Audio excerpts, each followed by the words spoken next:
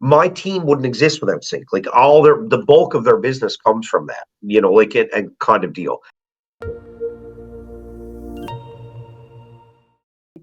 If I'm correct, I think I started my platform in 2014, if I believe. Wow.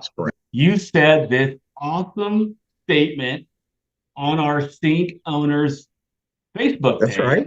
is reinforcing that CINC works and painting the picture right here of all of the investment that you put in CINC over time just kind of gets reinvested back to you like a dividend stock. Yeah, absolutely. And if you look at Dana's question, right? And then I really said, like, here's the deal. I'm 8, 9 years.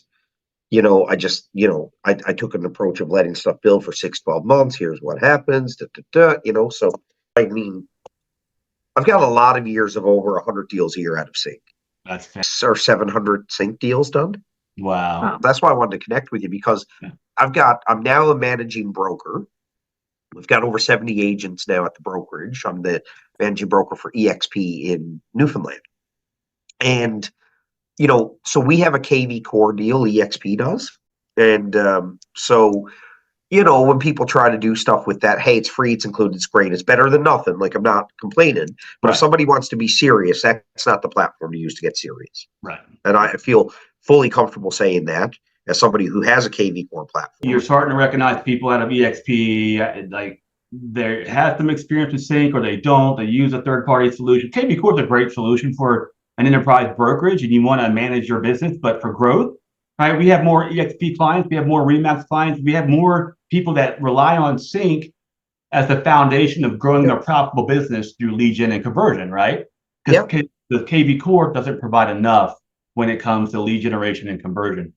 This is what pisses me off with so many of the what I would call clients of CINC or your competitors, is that they're looking for silver bullets, and they refer to all their leads as cold calls. I'm like, there's nothing cold about the call. No. This person searched for something, found you, registered, gave you all of their contact info. That is not a cold call. If you want to know what a cold call is, find a phone book. They used to make those. That's right. Start finding random names and numbers and start dialing. Like, give me a break. This might not be ready to act stuff, but it's far from cold. You approach it, and so that just proves that these are people who are actively seeking something, and you've made them jump through more hoops and be there, and people are happy to do it. Like, I honestly think the conversion increases significantly when you call from the point of, this person needs some sort of service. Let me identify what that is and fill that need. Yep. And it's not rocket science, right? And so many people, there's such a disconnect from realtors and reality when it comes to lead conversion and lead generation. And I honestly think that if more agents spend time in any other industry, they get it better. But all this repeat referral nonsense stuff that gets shoved down the throats of agents, pop by your client's house with bottles of ketchup for, if you're Brian Buffini and stuff. And this nonsense, they're expecting an online lead that you have no rapport with to have the same connection as a past client. Give me a break. That's where the disconnect is. It's not that these leads are not interested in doing business. Sold in a red hot market. I've sold in an absolute dumpster fire market. So my market is driven off of offshore oil. Okay. So in 2014, oil went down to $20 a barrel. Everything collapsed. Our transaction volume in our marketplace fell 48%. Wow. Okay. Cut in half. So, all the people complaining in the US now about, the sales are down the market. Give me a break. I went through way worse. Wow. Way worse, totally cut in half market. Dropping. So prices started dropping in 2014 all the way into COVID. 6 years of declining prices, low volume. Then I've had the red hot stuff, the COVID, I've had CINC for all of it. Wow. That's a pretty good testament. Shitload of commission on CINC leads in all markets. So it's not I got it a couple years ago and I did really well and whatever. And they're like, well, what about now? No, it's that speaks to the point where, during COVID, you had a lot of people that got scared and they either shut down their lead gen or they cut it in half, while everybody else that doubled down all got richer the next year. And now with the market the way it is, it's very similar. Do I sit on the sidelines and find myself out of the industry? Or do I double down, start creating market share in my market? And when then that dam breaks, that pent up demand breaks through, you're going to be the one that reaps all the rewards for all that marketing that you just did. So you've experienced that through different cycles.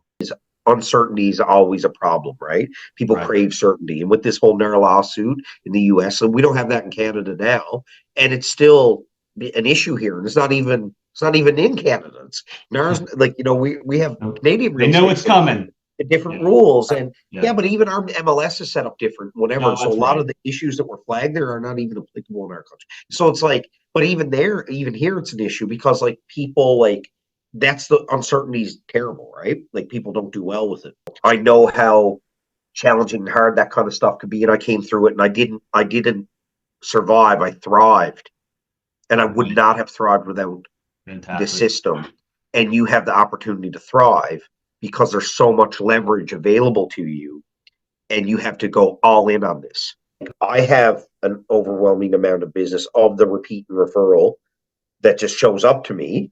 So like I don't have to, but my team, my team wouldn't exist without CINC. Like the bulk of their business comes from that, and kind of deal. I mean, one of my agents just posted, he just went to last week, he went to Florida on vacation with the Disney and stuff with his family. And the day before he went, he signed a buyer's contract for a pretty lucrative buyer.